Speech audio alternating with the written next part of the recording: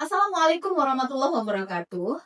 Perkenalkan, saya Amelia Almir, dosen Prodi Teknik Kimia Universitas Bung Hatta.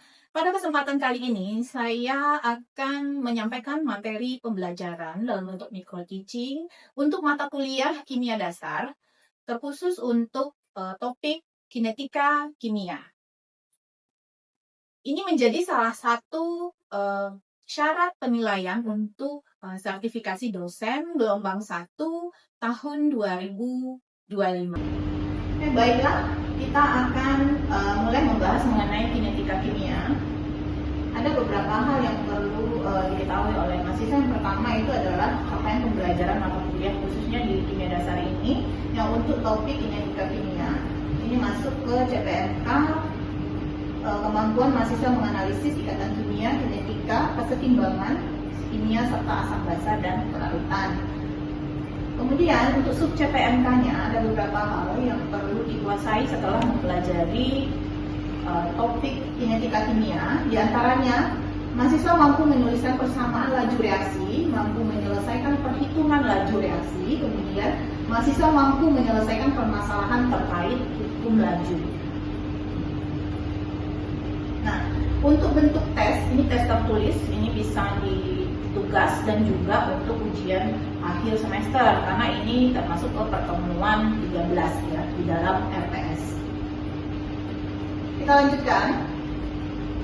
Nah, yang pertama itu kita akan lihat dulu konsep dari kinetika kimia itu sendiri ya. Nah, untuk konsep kinetika kimia, di mana kinetika kimia itu dia mempelajari mengenai laju reaksi ya, dan juga mempelajari hukum laju, kemudian faktor yang mempengaruhi laju reaksi tersebut. Nah, untuk laju reaksi, ada hal yang perlu dipahami dulu, mulai dari reaktan, kemudian produk. Nah, laju reaksi itu menggambarkan seberapa cepat reaktan ini dikonsumsi dan seberapa cepat produk ini terbentuk ya. Nah, kalau kita misalkan reaktan itu dengan A dan produk itu dengan B, kita lihat grafik ini ya. Akan terlihat grafik antara konsentrasi dalam molar, kemudian waktu dalam second. Nah, untuk yang biru ini untuk produk. Kita lihat di awal produk itu kan mulai dari masih nol ya.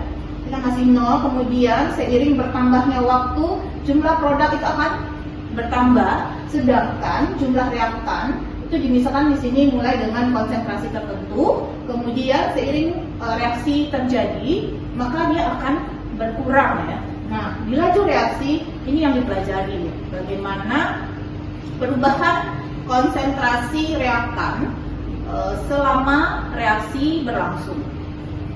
Nah, bisa kita lihat di sini bahwa selama reaksi berlangsung itu molekul-molekul reaktan dikonsumsi, makanya dia mengalami penurunan ya. Kemudian molekul-molekul produk itu terbentuk, sehingga dari grafik ini nampak ya kalau misalnya konsentrasinya bertambah seiring dengan bertambahnya waktu. Nah, kalau untuk laju reaksi mungkin sudah pernah juga ya dipelajari di fisika ya. Misalnya laju kendaraan gitu yang bergerak. Nah, kalau di kimia, untuk kimia itu dia satuannya itu konsentrasi per waktu ya. Nah, berapa perubahan konsentrasi reaktan dan produk itu per waktu. Seperti itu ya. Kita lanjutkan.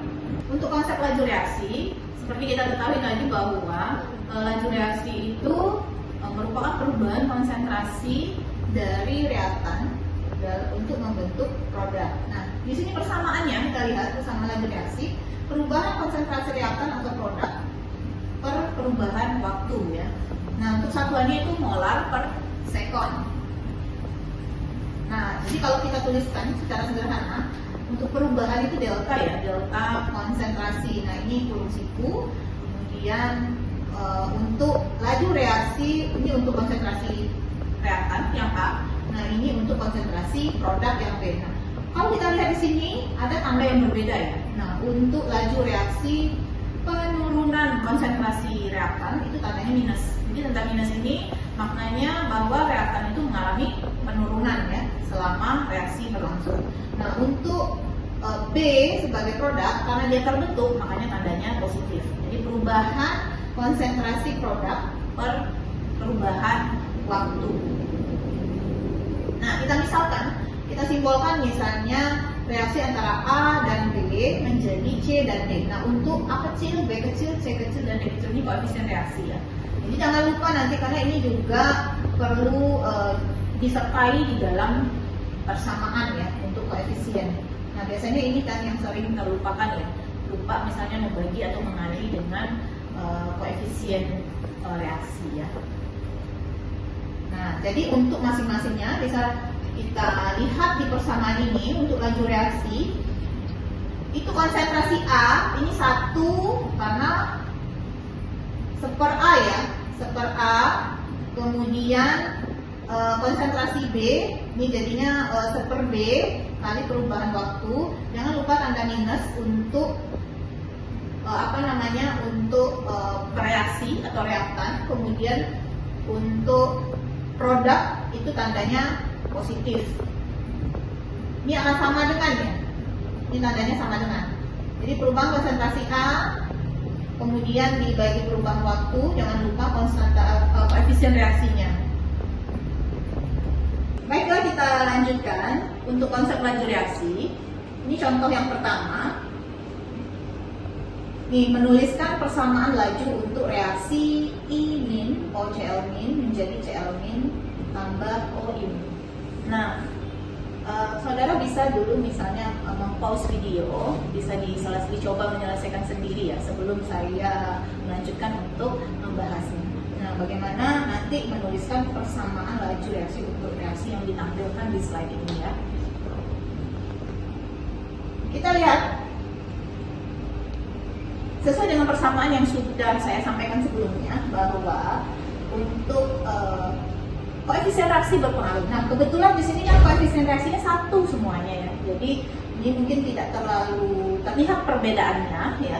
Sehingga kita hanya menuliskan berapa perubahan konsentrasi reaktan. Nah, di sini saudara harus tahu mana yang reaktan, mana yang produk. Kadang ini juga sering terlupa ya, membedakan mana yang reaktan dan mana yang produk. Nah, di sini untuk persamaan kimia yang ini, reaktannya adalah I min dan OCl min ya. Kemudian produknya Cl min dan OI min. Oke. Berarti untuk reaktan kita memberikan tanda negatif di depan ya. Kemudian berapa perubahan konsentrasi reaktan dibagi perubahan waktu. Karena reaktannya ada 2, berarti kita tuliskan dengan cara yang sama. Tinggal mengganti reaktannya apa. Nanti untuk produk kita tidak perlu menambahkan tanda negatif karena produk kan terbentuk ya dalam reaksi seperti ini. Makanya tandanya positif. Karena ada produknya 2, kita juga menuliskan hal yang sama ya. Berapa perubahan konsentrasi Cl min per perubahan waktu sama dengan berapa perubahan konsentrasi OI min dibagi perubahan waktu. Nah, kalau sama dengan berarti kita bisa menghitung kalau misalnya konsentrasi ini diketahui atau ini diketahui, kita bisa menentukan berapa konsentrasi misalnya Cl min dan lain-lain. Okay. Nah, apabila juga kalau misalnya laju reaksinya diketahui, karena ini tandanya sama dengan, jadi ini sama ya. Kalau ini 10, hasil pembagian ini juga sama dengan 10, ini 10, ini 10 misalnya ya. Kita lanjutkan. Contoh yang kedua. Nah, bagaimana kalau reaksinya 3O2 menjadi 2O3? Ya. Berarti bagaimana saudara akan menuliskan persamaan laju reaksinya? Silahkan pause video kalau misalnya ingin mengerjakan sendiri terlebih dahulu ya sebelum kita bahas. Oke, kita lihat bagaimana penyelesaiannya. Nah, ini agak sedikit berbeda ya dari contoh yang pertama. Kalau contoh yang pertama itu kan koefisien reaksinya 1 ya. Sedangkan di contoh yang kedua koefisien reaksinya 3 dan 2 ya. 3 untuk O2, 2 untuk O3. Oke, sehingga penulisan persamaan laju reaksinya menjadi 1/3. Jadi koefisien reaksi taruhnya di penyebut ya. Kemudian konsentrasi O2, perubahan konsentrasi O2 dibagi perubahan waktu. Karena reaktannya cuma 1 ya, kita tulis cuma 1 aja di sini. Sama dengan kenaikan jumlah produk atau terbentuknya produk ya.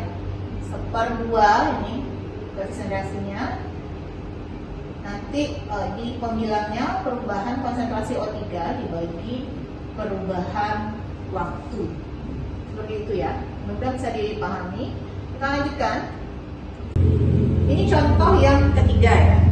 Contoh ini agak sedikit berbeda dibandingkan contoh nomor 1 dan nomor 2 tadi. Kalau contoh 1 dan 2 kan saudara hanya diminta untuk menuliskan laju reaksi saja, belum ada perhitungan-perhitungan tertentu ya.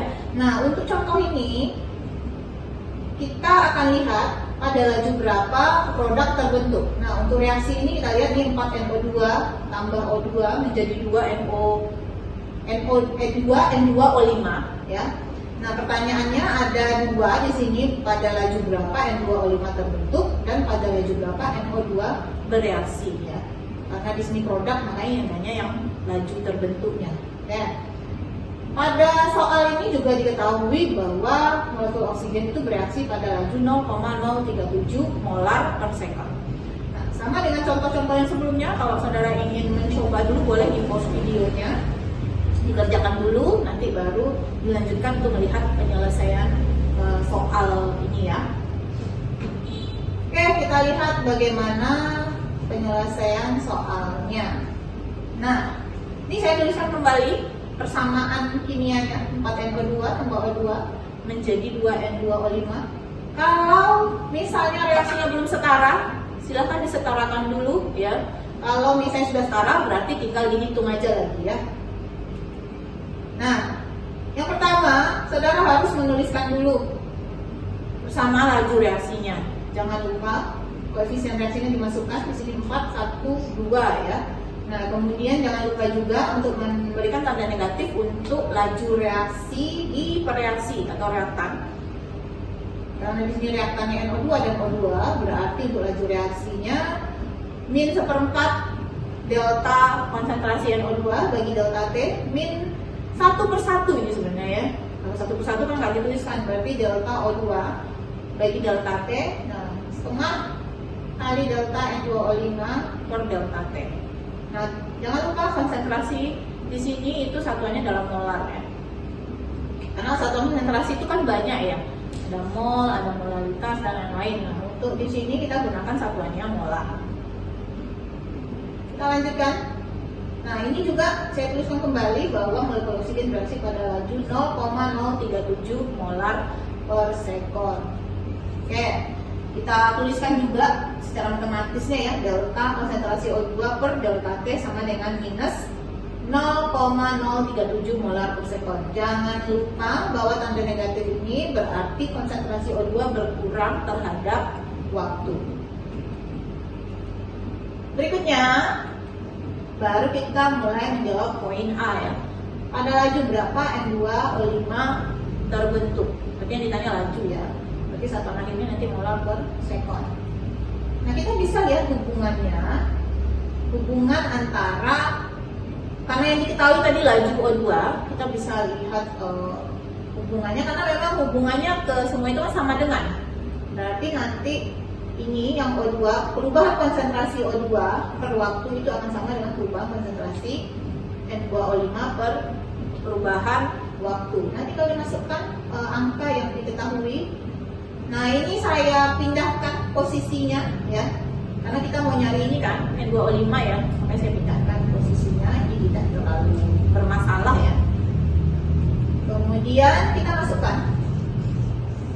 Nah, setengah dari perubahan konsentrasi N2O5 itu sama dengan 1 ya. Berarti ini, kalau ini setengah, ini 1.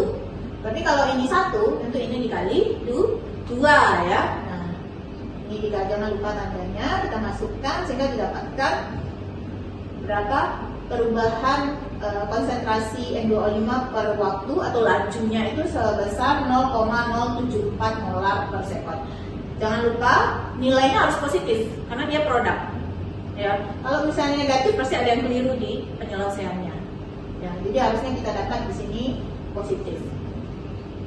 Ini untuk jawaban yang A. Kita lanjutkan untuk penyelesaian yang B. Nah, laju berapa NO2 bereaksi? Karena dia reaktan ya, itu bereaksi. Kalau produk terbentuk ya.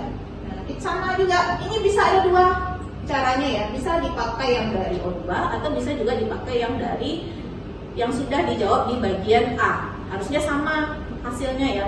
Kalau berbeda berarti ada kekeliruan juga, itu salah satunya ya. Nah di sini kita lihat hubungannya dengan O2 ya. Karena dia sama-sama reaktan, tentu sama-sama negatif di sini, ya kan? Kita masukkan angkanya. Nah, minus seperempat kali laju si NO2, laju perubahan konsentrasi NO2 sama dengan 1 kali laju perubahan konsentrasi O2. Kalau ini seperempat, ini 1. Nah, berarti kalau ini 1, tentu ini 4 kali ya. Gitu ya. Nanti kita tinggal, ini untuk memudahkan penyelesaian. Sebenarnya bisa juga sih dimasukkan angkanya langsung ya.